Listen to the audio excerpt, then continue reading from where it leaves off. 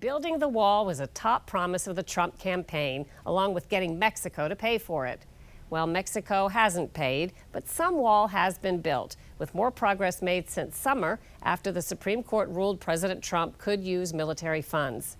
For a reality check on the wall, we head to the Tucson sector in Arizona, covering 262 border miles and one of the busiest for illegal immigrants and drugs. With dusk on the way, we're far from civilization. In the northern part of Arizona's Sonoran Desert. Okay, and Mexico is this way? Yes, Mexico is approximately 35 miles south of us here, and we're just south by about 6 or 7 miles of 3 Points, Arizona. Johnny Elledge is one of 250 agents assigned to the Border Patrol Search, Trauma, and Rescue Team known as BORSTAR. What's it like on a night like this? If you guys were here this morning, it was approximately 102 degrees. Now it's approximately 88 degrees. So the aliens and the smugglers are going to take advantage of this time that it's cooler to move. If you find somebody, they've probably been walking for quite a while already. Yes, most of the time, if we're this far north of the border, the individuals have been walking for quite some time. And on BORSTAR, all of us are at a minimum of EMTs, and we also have paramedics. This area, if you're lost or seeking aid, this is a very bad spot to be in. Supervisory Border Patrol agent Richard Tenna is trying out their newest technology. This is a Polaris Razor that's been retrofitted with military specifications, and it houses a scope package. In this area where we are, have you run across much traffic? Yes, this area, the Altar Valley, is very historically very busy for both illegal aliens and illegal narcotics trafficking. There's never a dull moment. It's always busy.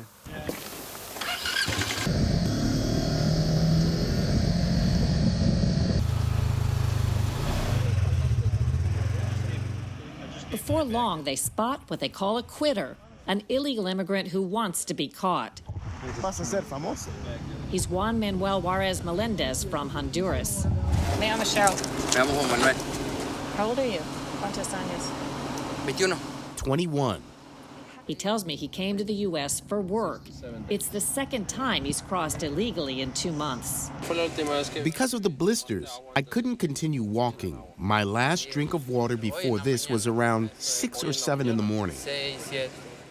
Was there a fence that you crossed? How did you cross? Up in the mountains. Where there was no fence? Just a barbed wire fence. Much of the border between the U.S. and Mexico is just barbed wire or other barriers easily crossed. This video shows 66 illegal immigrants on the Mexican side on their way to a place where the fence ends, and they walked into Arizona. Here, 38 illegal immigrants managed to cross from Mexico under old border wall. This group is walking into the U.S. between fencing and a short vehicle barrier. And this photo shows how drug cartel vehicles use ramps to defeat vehicle barriers. Before President Trump was elected, there were 654 miles of man-made barriers along the 1,933-mile-long southern border. We wanted to find out how much new and improved wall has been built over the past 3 years. This is one spot along the Mexican border where there's a big difference. The fence has been extended from 18 to 22 feet. It's been reinforced, improved, and the razor wire added. We asked Ken Cuccinelli, head of U.S. Citizenship and Immigration Services, to quantify miles of new barrier. Some people say there's almost nothing new as a result of President Trump. Some people argue there was a lot of new wall or pieces of wall or refurbishment. Is there a way to quantify what's been done? Yeah, so as we sit here, there's 75 miles of new wall. I think the debate arises because some of that new wall, which is, this 18-foot steel girders with climb plates and that sort of thing, is replacing what looks like, in some places, dilapidated, the kind of things you see on, tin shacks in third world countries that people are walking through. Construction crews have been demolishing old barriers where Border Patrol said they needed the most help. Most of the new construction is replacement, and there's a handful of new barrier miles. Here's a section of old wall on the left made of what's called landing mat material next to the replacement. Border Patrol says the new barrier makes a difference. This 2005 video shows illegal crossings in San Luis, Arizona, despite 10-foot-high landing mat wall. Here's that spot today, a triple-layered enforcement zone featuring an 18-foot-high fence made of hollow steel beams filled with concrete and reinforced steel. This is a spot where the new 18-foot border wall meets the new 30-foot border wall east of the San Luis Commercial Port of Entry. President Trump has said since before he was elected that we do not need a wall along the entire border, but 75 miles is not a very big piece 3 years in. The Department of Defense money was only freed up truly this summer. Literally, we're only weeks or a couple of months after that happened. And the other element of it is that, like a lot of other construction, it takes more time to get ready to build than it does to build. We've pounded through a lot of the land acquisition, some of which has to be done by eminent domain, not our first choice. Overall, since President Trump took office in early 2017, nearly $10 billion has been secured for 509 miles of new border wall system. Besides the 75 miles built, 157 miles more are under construction, 276 miles are in the pre-construction phase.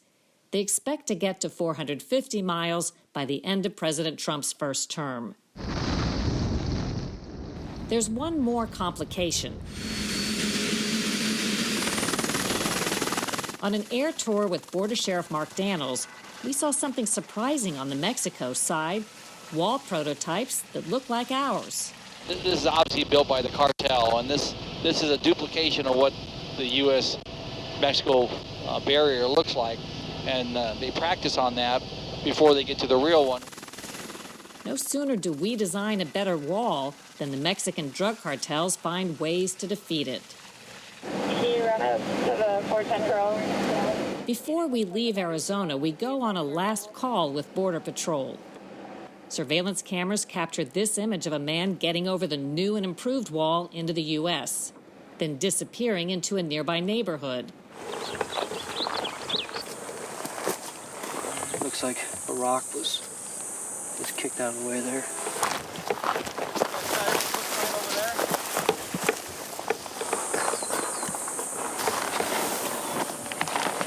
You're like the fourth different one. Yeah. Is he in there?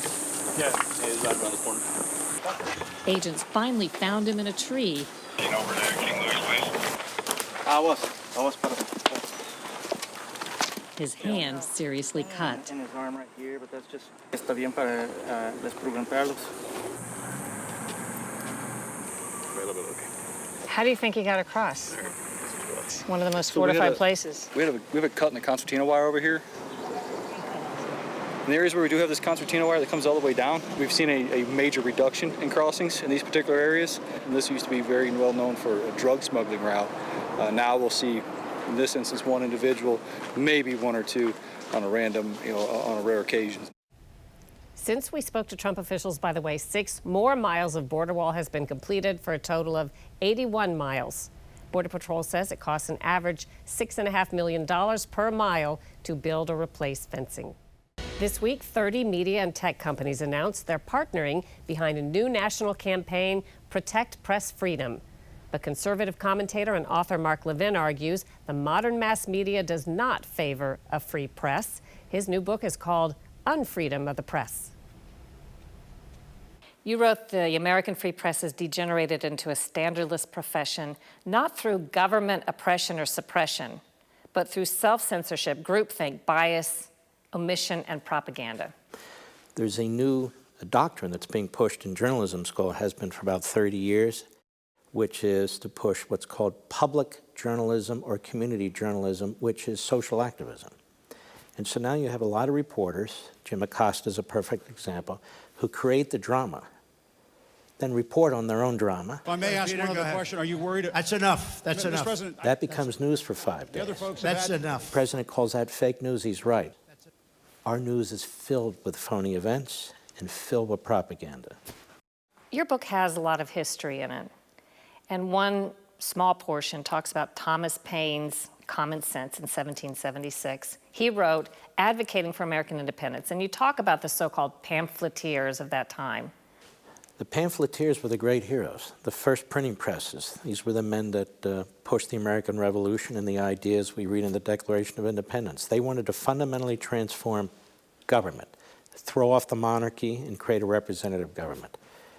The media today want to do the opposite. They want to fundamentally transform the civil society in defense of an all-powerful centralized government. But weren't the pamphleteers and the patriotic press themselves biased? Absolutely. They were biased for liberty, and they were biased for property rights, and they were biased for limited government, and they admitted it. They didn't believe in objective news, even though they had some news. They supported a cause. They were revolting against a tyranny. The press today poses as seeking objective truth when it's not. Would you find it less objectionable if the press today, the ones that you believe are biased, actually said what they were for and reported as they do, rather than maintaining a sense of supposed neutrality? Well, we had a press like that called the party press, and it followed the administration, or near the tail end of the administration of George Washington's second term, where the newspapers were lining up behind Jefferson and his party, and Hamilton and Adams and their party, and they were transparent about it. At least they were more honest about it. Although we're getting to a point now where some media outlets are so brazen about their ideology, they're being very honest about who they are. We kind of know. We kind of know who they are, but there's still this patina of, we're the news, don't criticize us or you're attacking the First Amendment.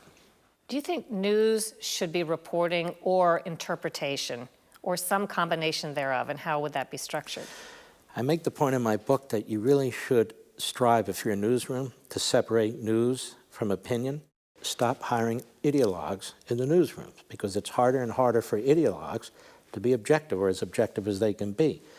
Number two, okay, maybe you're a liberal, maybe you're conservative, but at least apply some objective standards and process to the gathering of news. We're not doing either right now. Some blame the media's declining credibility on President Trump. Isn't there some truth to that? There's really no truth to that. I'll tell you why.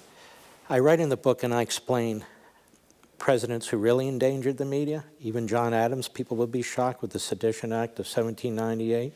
He imprisoned journalists, shut down some newspapers. You had Abraham Lincoln's Secretary of War with his authority shutting down newspapers, imprisoning journalists. You had Woodrow Wilson, the great progressive intellectual, put a new Sedition Act in 1918, shut down newspapers, imprisoned journalists, imprisoned political opponents. FDR unleashed the IRS on several publishers, including Mo Annenberg, who owned the Philadelphia Inquirer, because they didn't back the New Deal. Barack Obama and his administration, of course he didn't know anything. The FBI went after the New York Times, Fox, and AP. Donald Trump may call the press the enemy of the people, or a particular segment of the press the enemy of the people. He hasn't done anything like that. You wrote, "It is surely not for the government to control the press, and yet the press seems incapable of policing itself. So what are we left with?" The modern mass media is destroying freedom of the press. So where do we go? There are new pamphleteers out there, bloggers, websites all over the world. We should separate the good from the bad. I know there's bad stuff on the internet, but there's good stuff on the internet too. Because what is it that matters about freedom of the press? What does it really come down to? Freedom of speech. That is, all of us communicating with each other, we the people, to try and figure out how to improve our lives and improve our neighborhoods and improve our society. By the way, among the news outlets backing the new Protect Press Freedom campaign are some that Levin sees as the most biased. In this week's Follow the Money, we look at billions of your tax dollars being spent on thousands of armored tanks collecting dust in the California desert while they continue to collect tax money. Josie Sturman spoke with Tom Schatz, president of Citizens Against Government Waste. In 1984, when the M1 Abrams tank was first rolled out of the production line, it was the best tank in the world. The M1 Abrams tank was once a premier weapon, equipped with a high-powered engine, a heavy-duty gun, and protective armor. It was a key part of both wars with Iraq. 35 years later, maintaining those heavy hitters carries a hefty price tag footed by American taxpayers. And that landed the tank upgrades on the list of Citizens Against Government Waste annual report, saying if we stopped spending on the M1 Abrams, we'd save $2.2 billion in taxpayer money in just 1 year. The idea that we're going to have a big tank war with another country is pretty remote at this point. We're using a lot of remote capabilities like drones and missiles. To give the Abrams its due, they are still being deployed in a Cold War-type standoff with Russia, as our Scott Thuman discovered in Poland. But thousands of M1 Abrams tanks aren't even being used. 2,000 of them are parked at an Army depot in Northern California. Then Army Chief of Staff Ray Odierno testified in 2012 that we didn't need tank repairs. Our tank fleet is in good shape, and we're not going to need to start recap or reset on that till 17. Why does Congress continue to throw money at them if they just don't work in this scenario? It's like a lot of other extra expenditures. They use all of this as an excuse to create jobs. There are people all over the country involved in not just those tanks, but everything else related to the Pentagon. A lot of them work together. I'll support your project if you support mine. This fiscal year, the Trump administration increased its funding request for the M1 Abrams by $1.4 billion over last year, the president making it known to workers at a manufacturing plant for the tanks in Ohio. Well, you better love me. I kept this place open. That I can tell you. Is anyone clearly evaluating right now, do we need these tanks? Congress is unfortunately pushing to get more tanks because so much more money was added to the defense budget. The Pentagon reversed itself and said, now we do want the M1 to be upgraded. The question is whether even the upgrades can keep pace with technology. Meantime, the Army is aiming to have a plan in place to replace the Abrams in the next 3 years and have new vehicles out by 2025. When we travel for Full Measure, sometimes we end up in faraway places. Scott Thuman did that one better, visiting a familiar landscape from a long time ago in a galaxy far, far away. To call this place remote would be an understatement. For miles, there's nothing but sand and canyons. This is southern Tunisia, not too far away from the Libyan border, but to millions of fans around the world, we're on a small desert planet. In this humble subterranean home lived a young man burning with desire to see the universe, fulfill his destiny, and battle the dark side. Welcome to Luke Skywalker's house, the setting for the 1976 original Star Wars, and again in 2000 for a prequel. These ancient Berber buildings are turned into hotels, complete with memorabilia and original props. So it's absolutely crazy how difficult it actually is to get here. But for those diehard Star Wars fans, I'm sure that the journey, the trek is just kind of part of the pilgrimage. They get to check off that bucket list item, and probably with a lot of excitement. No one perhaps more so than photographer Lee. Lee, how do you feel about this moment? I feel awesome. This is a dream come true. Total dream. Dream come true. That's what we do here on Full Measure. Lucas was famous for his inventive names, but no need here. This area is part of the Tunisian province of Tataouine, which on film became Tatooine. Several hours of windy roads away, even on a land speeder, young Anakin Skywalker's slave quarters from the Phantom Menace took form out of an old grain store, which, capitalizing on its cinematic fame, was also a hotel, eventually failing, perhaps too remote even for fans of the Force. Even as the Skywalker universe prepares for its last outing, this place, like the movies, will endure. Because unlike many sets, a lot of this fantasy world is actually real. For Full Measure, I'm Scott Thuman on Tatooine.